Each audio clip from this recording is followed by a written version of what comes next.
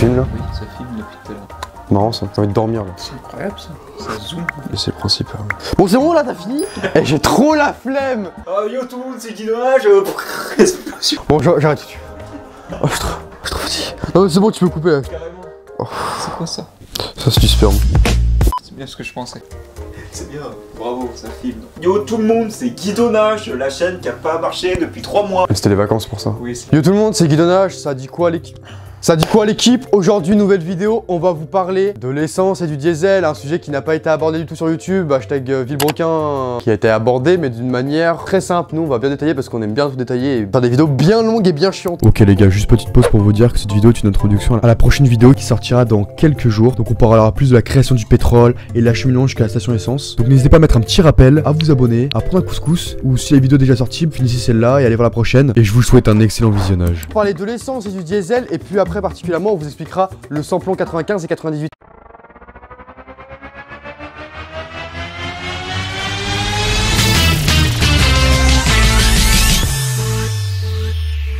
L'essence et le diesel, c'est différent. Pourquoi? Parce qu'en fait, à l'origine, quand il y a eu la création du pétrole, donc le pétrole, je le dis, c'est la matière, j'espère que ça filme sinon je te nique ta race.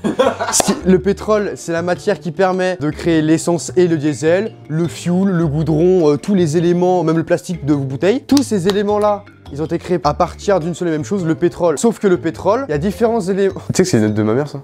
Ils sont en très bon état. Yo tout le monde, c'est Catherine. Toi tu me coupes, après je sais plus ce que je dis. L'essence et le diesel déjà. Tu écoutes même pas ce que je dis? Si. Parce que c'est un sujet très compliqué. Donc le pétrole, ça vient de millions d'années de machin de péremption et du coup on l'extrait du sol pour arriver à avoir de l'essence, du diesel, du fuel, tous ces différents éléments. Le pétrole, il est composé d'hydrocarbures, donc de carbone et d'hydrogène à l'origine. Sauf que après, on va le mettre dans une machine qui est appelée la tour de distillation. C'est la même chose que quand par exemple vous faites chauffer de l'eau sur votre casserole. Vous faites chauffer vos pâtes, la chaleur qui va faire monter l'eau en ébullition et du coup il y aura de la fumée. C'est exactement la même chose. Après on va récupérer dans la tour de distillation le pétrole qui s'est évaporé. Sauf que du coup comme je l'ai dit, il y a différents éléments dans le pétrole. Putain c'est trop dur à expliquer. C'est pourquoi il y a différents éléments qui vont être à l'intérieur. Donc on aura... Attends, mais comment t'expliques ça? Pourquoi j'ai pris cette vidéo? Le pétrole qu'on va garder, c'est le pétrole qui est chauffé. En gros qui... Super explication. N'ont pas les mêmes propriétés. Ok, merci SVT. Pourquoi il faut les trier dans une machine j'ai mal au crâne. Ça permet de les faire chauffer à 360 degrés, mais pourquoi? En gros, c'est une tour. En gros, c'est une marmite. Attends, les gars, en gros, c'est simple. C'est une putain de marmite. T'as une marmite de pétrole, tu le fais chauffer, t'as une sorte de vitre qui va permettre, une fois que la chaleur va faire monter le pétrole, ça va du coup s'attaquer, s'accrocher, ce que tu veux, sur la vitre et du coup pouvoir récupérer les différents éléments. Pourquoi? Parce que du coup, il y a une composition justement au niveau atomique qui n'est pas la même en fonction de tous les éléments du pétrole. C'est-à-dire qu'on va faire chauffer le pétrole, donc c'est un pétrole brut qu'on trouve, qu'on extrait, mais sauf qu'à l'intérieur, il y a différents éléments. On va avoir par exemple, au plus haut, on va avoir les gaz, du coup que le gaz c'est très léger, on le sait, le gaz ça comme l'hélium, ça s'envole. Après on va avoir par exemple l'essence, puis après le diesel, ou des choses comme ça. Je vais vous citer exactement tout ce qu'il y a, comme ça on va faire vraiment plus simple. Au plus haut, ce qui est le plus léger, ce qui va vraiment se fixer au plus haut, au niveau des paliers, qui va à 40 degrés, qui va commencer justement à s'accrocher sur la vitre. Comme je vous l'ai dit, c'est une putain de marmite. Premier, le gaz. Deuxième, l'essence.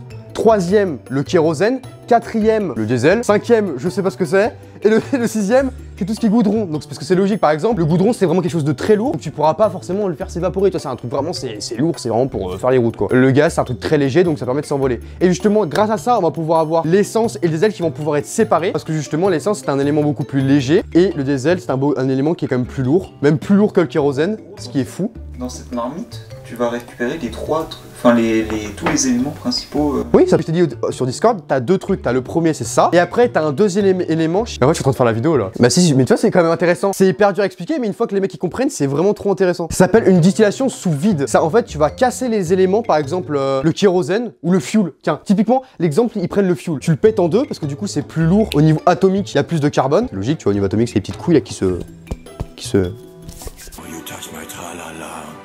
Comme ça là, ça se colle et du coup c'est très long, il y a beaucoup plus de carbone et tu vas pouvoir le casser en deux parce que justement l'essence par exemple on va dire qu'elle en a 2 fois moins, tu vois. Et du coup quand tu le casses, t'as 2 fois, tu peux avoir de l'essence à la place du fuel. Tu sais qu'à l'époque on utilisait beaucoup plus du fuel pour chauffer, maintenant on utilise beaucoup plus de l'essence pour se déplacer parce que maintenant on chauffe tous à électricité au gaz. Donc forcément quand tu vas le casser, grâce à la distillation sous vide, tu le casses en deux et du coup ça permet d'avoir de l'essence. Ça permet de casser les éléments. T'as deux trucs, t'as le premier, on filtre vraiment au maximum pour avoir tout ce qu'on veut comme élément. Gaz, pétrole, kérosène, goudron. Et après avec tout ça, si tu veux par exemple plus d'un élément que que de l'autre. Donc généralement, tu vas pas prendre du gaz pour avoir de l'essence, tu vas pas prendre ce qui est plus haut pour avoir plus bas. Ça veut dire que sinon, il faut que tu les assembles pour que ce soit plus long. Tu prends ce qui est gros, kérosène, que tu casses en deux pour avoir de l'essence parce que le kérosène c'est plus lourd que l'essence. Et du coup, ils ont plus de propriétés atomiques, c'est-à-dire qu'il y a plus d'atomes dans la molécule. Parce qu'il est plus lourd. Voilà, en gros. J'espère que c'est compréhensible à la caméra parce que sinon je vais péter un câble. Hein. Ok les gars, juste petite pause pour vous réexpliquer en 30 secondes tout ce que je viens de vous dire pour ceux qui n'auraient pas bien compris. Le pétrole est composé à l'échelle atomique d'hydrocarbures, donc de carbone et d'hydrogène, et par conséquent, les hydrocarbures n'auront pas le même poids à cause de leur quantité de carbone et donc n'auront pas les mêmes propriétés. C'est pourquoi il faut les trier dans une machine appelée la tour de distillation qui permet de les faire chauffer à 360 degrés pour le pétrole brut. L'essence, le pétrole, toutes ces choses-là sont appelées les hydrocarbures. Ils seront récupérés grâce au principe de condensation. Donc comme je l'ai dit précédemment, c'est le même principe que pour la vapeur d'eau qui monte et qui se condense au contact du froid. Les hydrocarbures vont alors monter dans la tour pour atteindre au minimum, par exemple pour le gaz, 40 degrés. Les vapeurs d'hydrocarbures vont alors se condenser en refroidissant contre la paroi. Ensuite, pour les trier, les vapeurs des différents éléments du pétrole, essence, diesel et fuel, se condensent à des températures différentes en fonction de leur poids. Les plus légers vont alors se condenser à basse température, donc au plus haut, à 40 degrés, ou pour le reste, les essences, le pétrole, le gasoil, le fuel et le bitume, qui sont des éléments plus lourds, vont se condenser en dessous, à des températures plus élevées. Le bitume étant par exemple le plus lourd, puisqu'il a beaucoup plus de carbone et d'atomes sur sa molécule, il sera du coup le plus en bas. Ensuite, avec le résidu de la première distillation, on va faire une seconde distillation qui s'appelle la distillation sous vide, afin de produire plus de diesel. Par exemple, on va casser les molécules longues afin d'obtenir des produits légers à partir de produits lourds. Par exemple, l'essence à partir du fuel. Cela permet de s'adapter aux besoins de la consommation. Donc on va consommer par exemple beaucoup moins de fuel qu'autrefois. En revanche, on va produire beaucoup plus d'essence et tout ça à partir du même pétrole. Pour en revenir du coup sur le diesel et l'essence, c'était on va dire l'introduction pour expliquer pourquoi l'essence et le diesel, si vous foutez du diesel dans votre essence, bah, ça marchera pas. Parce que du coup ça n'a pas les mêmes propriétés moléculaires, atomiques, donc tout ce qui est vraiment ce qu'on peut pas voir. Donc plus léger que l'essence. Le diesel est plus lourd que l'essence. T'as l'essence, le kérosène et le diesel. Ça fait que bah, tu peux pas les mélanger parce que forcément, même s'ils sont plus lourds, je sais pas, c'est comme si tu voulais faire, je sais pas, de l'eau et de l'huile quoi. Enfin, c'est pas la même chose, mais t'as capté. C'est pourquoi du coup, c'est carrément pas la même chose. On va vous expliquer aussi pourquoi l'essence et le diesel, c'est complètement différent. Puisque l'essence, ça marche avec une bougie et un diesel n'a pas de bougie. La bougie, c'est la sorte de petite couille, la petite bite, ça permet de faire l'étincelle. Pour démarrer un moteur essence, il faut une étincelle, alors que pour un moteur diesel, il faut pas. Pourquoi? Un moteur diesel, ça marche juste grâce à la compression. C'est-à-dire qu'on va envoyer un maximum d'air qui va se comprimer et qui va faire chauffer, mais ne me demandez pas pourquoi, je suis pas scientifique. Ça, en se comprimant, ça va créer une chaleur. Grâce à cette chaleur, ça va pouvoir vous permettre d'injecter quelques gouttes de diesel dans le cylindre et c'est ça qui va faire l'explosion. Et après, une fois que c'est lancé, c'est parti. Et c'est pour ça, quand vous regardez par exemple en hiver, faut lancer le contact et laisser chauffer une dizaine de secondes pour que justement les bougies de préchauffage, c'est pas des bougies d'injection, ça permet de pouvoir faire chauffer le moteur, donc le cylindre, tout ça, pour justement que ce soit à une combustion, à une température assez forte pour pouvoir justement injecter après le diesel et que ça se mette pas à galérer. Le diesel, il consomme moins aussi parce que tu injectes moins de diesel dans les... Oui, mais au démarrage, après, la suite... Oh, ça, je sais pas. Hein. Ah, ça, vous vous démerdez, vous achetez sur Google. Hein. Donc ensuite, l'essence, c'est complètement différent. Il n'y a pas de système de compression qui fait chauffer pour justement, voilà. L'essence, c'est tu mets de l'essence. Tu mets de toute façon, dans tous les cas, il y a forcément de l'air qui va arriver parce que c'est un mélange d'essence et d'air ou de diesel et d'air. De toute façon, dans tous les cas, ça va monter, ça va faire l'explosion. La bougie, ça va faire une étincelle qui va faire exploser et du coup, après le piston, ça va faire comme ça, comme j'ai expliqué dans 20 000 vidéos de toute façon. Si vous suivez un peu, vous savez de quoi je parle. Ouais, donc enfin, à chaque fois, dans tous les cas, ça va faire compression pour le diesel, puis explosion, bam, après du coup, ça va se lancer. L'essence, c'est pareil, ça va se comprimer, étincelle, bam, bam, bam, après c'est lancé et du coup, ça va repousser le piston, ça va créer de l'énergie, ce qui va permettre de faire avancer le véhicule. Mais en gros, moi, je savais pas que c'était une tour où tu récupérais tous les machins en chauffant. Tu récupères le diesel. Bah, c'est bizarre parce que t'as regardé la vidéo vraiment une heure avant. Oui, mais j'ai passé ce moment, moi, je regardais comment ça fonctionnait après. Et après, t'as un autre truc qui permet du coup de casser les trucs. Il casse les éléments qui sont les plus lourds. Pétrole vraiment brut, pour faire les routes, c'est un peu compliqué, je pense, de le casser. Je pense que du coup, ils prennent le kérosène par exemple. Et du coup, tu peux avoir pas du diesel parce que du coup, ça. Bon, en fait, c'est comme si, genre, je sais pas, c'est comme un codage, tu vois. C'est comme un codage. T'as un codage, t'as une ligne de code et tu t'enlèves une partie pour avoir une ligne de code qui rejoint un autre élément. Pas très simple à expliquer, mais bref. Du coup, maintenant, on passe sur le samplon 95 et 98. Pourquoi ça s'appelle samplon? Je voulais 5 secondes. C'est trop dur. Parce qu'avant, il y avait du plomb à l'intérieur et du soufre. Pourquoi mettez ça? Mais je pense du coup ça doit mieux marcher maintenant vu qu'il y a plus d'éléments qui servent un peu à rien. Enfin, je pense maintenant ils filtrent beaucoup mieux les trucs quoi. Déjà pour la pollution et parce que ça doit être beaucoup plus efficace. On a le samplon 95 et le 98 en France. Ouais bah c'est pour ça que j'y viens là. Et en Italie ils ont le samplon 100. Il y a encore moins d'octave. Mais je pense pas que ça change grand chose. Hein. À 2% près. Enfin, plus tu filtres, Plus après, même s'il y a une petite différence, tu filtres entre le 95 et le 98, il y a forcément une petite différence, mais après entre le... Ouais, mais elle est tellement légère qu'on s'en bat les couilles. C'est le 95 et le 98, c'est par rapport au chiffre d'octane. C'est une échelle qui permet de savoir comment brûle une essence, et du coup les essences sont plus ou moins sensibles à la compression. Et la différence en fait va se ressentir de la performance, puisque par exemple, si on prend deux moteurs de samplon 98, on met du 98 dans un, du 95 dans l'autre. Le 98, comme je vous ai dit, il y aura admission d'essence, compression, étincelle, explosion, normal. Mais le 95, si on fait la même chose, admission d'essence, compression, explosion, une petite nuance non négligeable. Quand il va y avoir l'explosion, ça va redescendre du coup le piston pour refaire le même cycle. À ce moment-là, il va y avoir des petites explosions à l'intérieur du moteur qui vont créer une sorte de friction dans le cylindre et qui va faire une baisse de performance par rapport à une essence de 98. Là, je parle de ça, c'est par rapport à un moteur de 98. Si vous avez un moteur qui marche au samplon 95, vous en avez rien à foutre parce que si vous mettez du 95 dans du 95, on s'en fout. Par contre, si vous mettez du 98 dans du 95, c'est mieux, mais ça va pas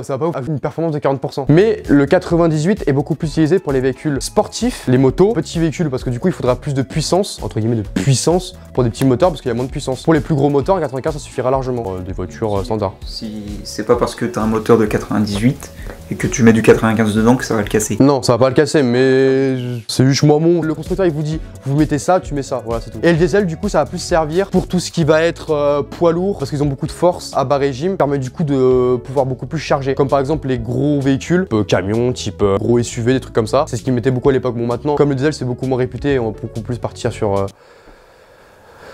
de l'hybride et de l'électrique, bah du coup il y aura forcément beaucoup moins de diesel. Maintenant du coup de foutre des moteurs essence bien merdiques, enfin hybride, essence, thermique et électrique. Corolla 122 chevaux, hybride, 2 moteurs cumulés. Voilà, c'est bien. Quand je t'ai dit un beau. Ah oui, et dans le samplon 95 et 98, il y a une petite nuance aussi. Il y a un pourcentage d'éthanol à l'intérieur. Je crois que je sais plus, je crois que c'est le 98 qu'on a moins. Je crois que c'est 98 qui a plus d'éthanol. On vous mettra tout l'écran de toute façon, on se fait pas chier. Hein. Il y a une différence aussi au niveau de ça, même si en vrai ça change rien. Mais c'est pour montrer la petite différence. Voilà, j'espère vous aimez bien mes vidéos, abonnez-vous, lâchez des likes. Ah oui, très important, pas vraiment, c'est toujours bien de le dire. Est-ce que vous savez le prix du carburant, et bah vous payez combien pour les impôts? Combien va à l'État et combien va au conducteur du poids lourd, tout ce qui sert à fabriquer, à la récupérer, tout ça. Je vous laisse réfléchir. Combien prennent l'État Et ça, on vous l'expliquera justement dans un prochain épisode. Un prochain épisode qui sortira dans peut-être grand max 2 mois. Grand max. Ils prennent 70%. Donc quand vous payez par exemple 2 euros, bah vous avez 1,40 € qui va à l'État. C'est cool hein, c'est bien la vie hein. Parce que du coup genre l'État comme ça d'un coup, oui en France. Ce qui est bien tu vois, c'est par exemple demain l'État ils ont envie de prendre un peu de thunes. Ils t'augmentent hein, bizarrement, c'est trop marrant, le 98 à 2,50 € ou même le diesel à 2,30 €, hein, c'est vraiment énorme. Et des fois ils te le baissent, ils te font oh, on va être sympa avec vous, on va vous faire baisser le prix. Vous allez vous retrouver avec des prix très alléchants en ce moment. Là où je vous parle, je crois le prix il est à 1,50 €, 1,70 €. On est en mode ah ouais donc en fait c'est le Bitcoin le truc, ça fait ça monte et ça descend comme ça c'est vraiment bah les couilles. J'espère en tout cas que vous avez kiffé cette petite vidéo et on vous expliquera beaucoup plus en détail la création du pétrole et l'origine de tout ça. Là on vous a vraiment, j'ai vraiment essayé de, comme on n'a pas le temps, parce que voilà on est des branleurs, j'essaie de faire un maximum, un condensé pour vous expliquer vraiment comment fonctionne l'essence 95-98 diesel. Et la semaine prochaine, peut-être plus tard je sais pas, on va vous parler beaucoup plus de l'origine et comment c'est créé, parce que là je vous ai expliqué entre guillemets la fonderie et tous les éléments, le gaz, l'essence, le kérosène, comment ça se crée tout ça et comment ils font chauffer, mais je vous expliquerai beaucoup plus en détail dans la prochaine vidéo. J'espère en tout cas que vous avez kiffé cette vidéo. N'hésitez pas à vous abonner. Moi, je vais aller passer un coup d'aspi. Sur ce, n'hésitez pas à vous abonner, lâcher des likes. Et au revoir, à la semaine prochaine.